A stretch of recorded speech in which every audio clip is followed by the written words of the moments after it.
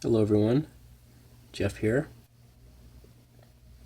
So I'm looking at this Neocaridina cherry shrimp, and I'm guessing that this is saddled. Is that a saddle on this cherry shrimp? I'm not really sure. I mean, I would interpret it as that, because I still don't know how to tell males and females apart. I mean, when I first got some cherry shrimp, some were buried, and that was pretty clear and obvious. But I think that means that there's a saddle on this one, so that means this would be a female and that she'd be ready to have babies soon, I guess. Alright. So, and here's a platy fry. 2-week-old platy fry, or 15 days old. So this is my 3.5 gallon aquarium. I call this my shrimp tank, my Neocaridina shrimp tank. And there's white clouds in here.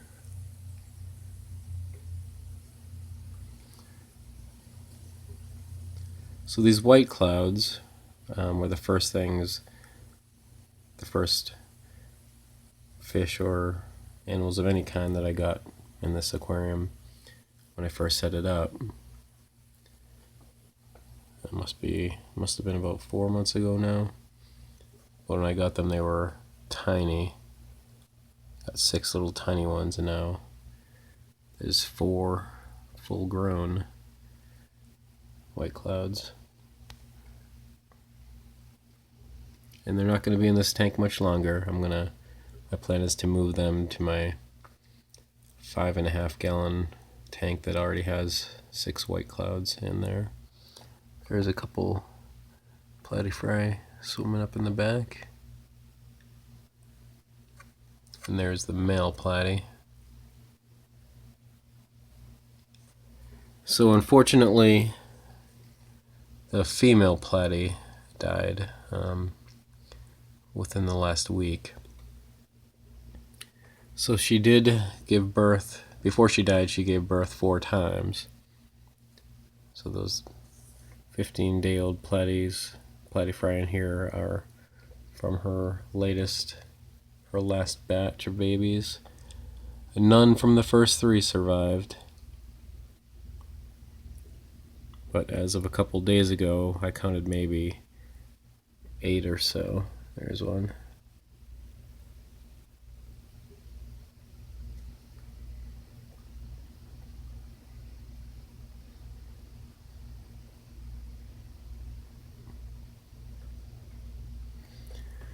So, my plan was to keep that female and that male, or wherever it went.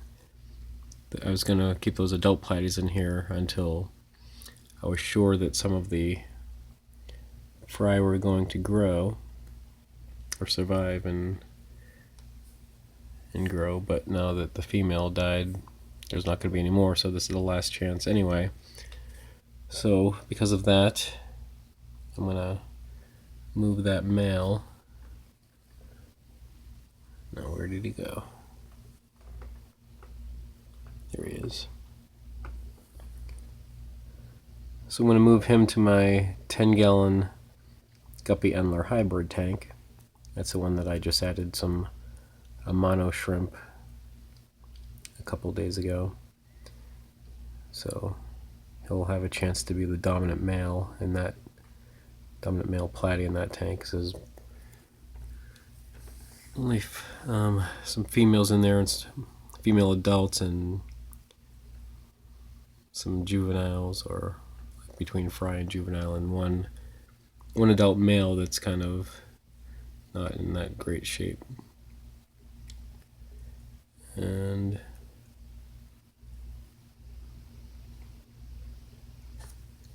so one thing that happened recently with this tank, I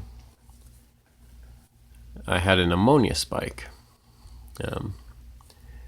I pretty much don't test my aquariums for ammonia anymore. Once I know that they're cycled and established, I stop using the, because I use the API liquid master test kit. But when I first set up tanks, I'll use that as they're cycling until that reads no ammonia, and going forward I wouldn't expect there to be any. And after that, each time I do a water change, for all my tanks, I've been doing water tests. I would skip ammonia because I figured there'd be no ammonia. Mostly I'd be testing nitrates. But then not too long ago I got the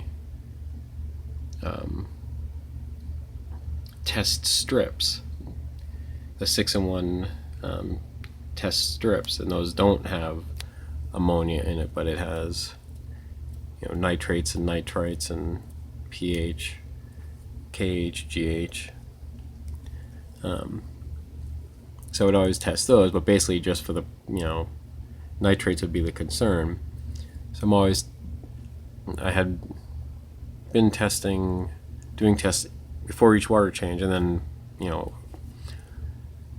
kind of recently I stopped doing that every single time because that was pretty much kind of a waste of time and a waste of using the strips or the water tests, because they've kind of been pretty stable, and so I would maybe do every other water change I would test it, or even maybe even longer. So in this tank, I hadn't tested it for a little bit, and then about a week ago I did a test, and it read, it doesn't have ammonia like I said on the test strips, but it read nitrates. Oh, I'm sorry, nitrites, which would always be reading 0 all the times when I do tests. So I was like, oh, what the hell is this? Why is there a nitrite reading? So it was right about maybe 1.5 to 2 parts per million nitrites.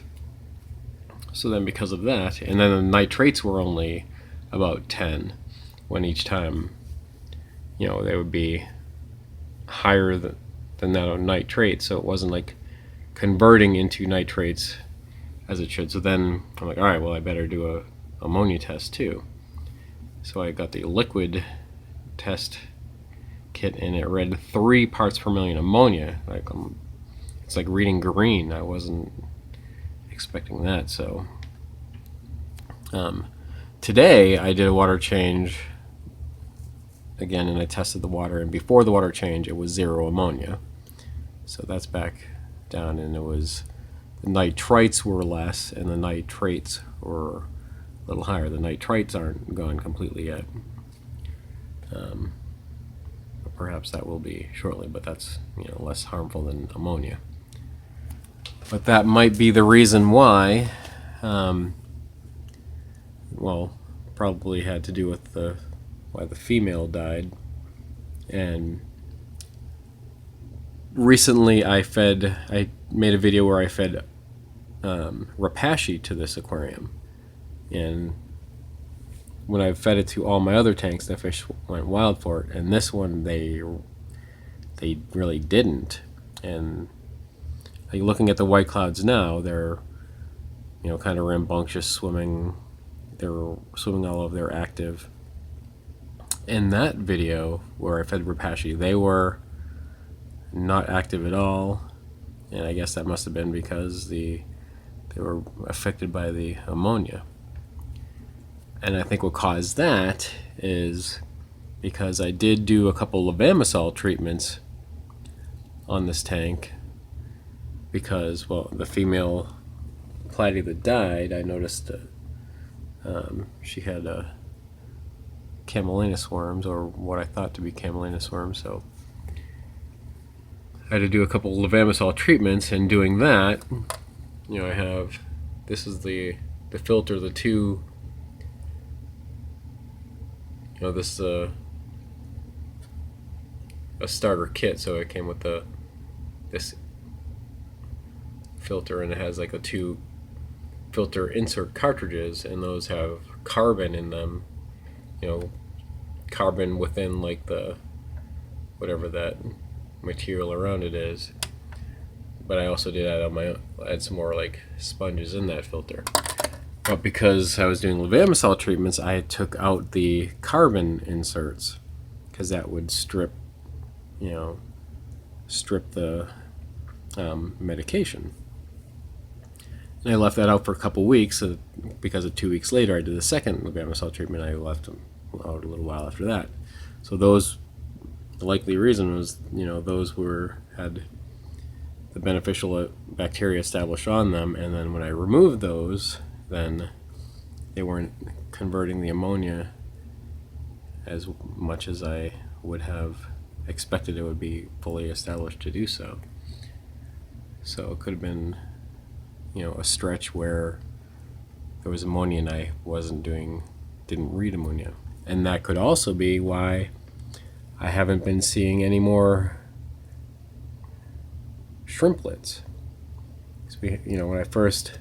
Shortly after I first got cherry shrimp, because I got some that I bought were buried already, and so they had babies pretty quick, and most of these are babies that are growing up now, the shrimplets that are pretty much adult sized or near adult sized, and they do seem fine. Like, they don't seem to be sluggish in any way, but maybe that's why they haven't been breeding since, or at least I haven't seen any shrimplets since first time having some, which was must have been at least 2 months ago now. Here's a platy fry. Yeah, so hopefully, if that was the cause, maybe and if that shrimp that I was looking at is indeed a saddle, and then maybe the males can get together with her, and then we can have another batch of shrimplets in here, and we can get the population growing. Because I do have maybe 20 cherry shrimp in here, well, Neocaridina shrimp in here. Maybe 4 or 5 of them are blue. I started with 8. But yeah, if I can get the population growing beyond that, know that a next wave of shrimplets appear and grow, and then I can start spreading some to my other aquariums.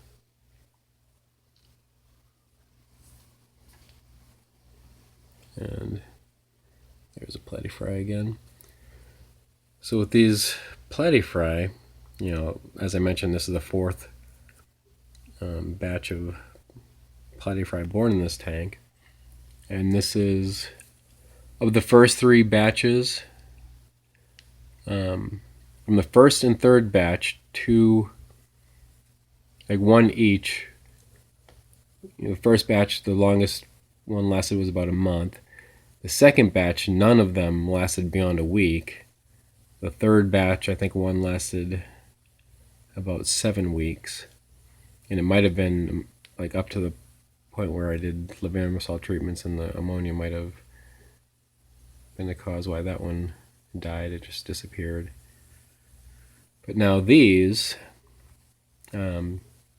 perhaps there's more up at the 2-week point, because the adults might have been sluggish because of the ammonia, and the white clouds weren't whipping around. Now when the platy fry pretty much lay low in this subwasser tang, but when they come out, now that the white clouds are all active, I noticed them chase them a little bit. I think at the 2-week mark, the platy fry are big enough now not to get eaten by them. But I think some of them will survive now, and perhaps they were, they were born either while at the time when they were born, or at some point they were exposed to that ammonia, so maybe they'll be more resilient having lasted through that. So we'll see if I can raise some of those in here.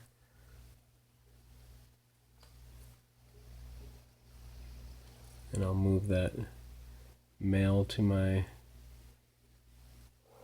10-gallon guppy endler tank. Probably the next time I do a water change on that tank, I'll move them in there. Same with the white clouds. I think I'm going to move them to my 5.5 gallon.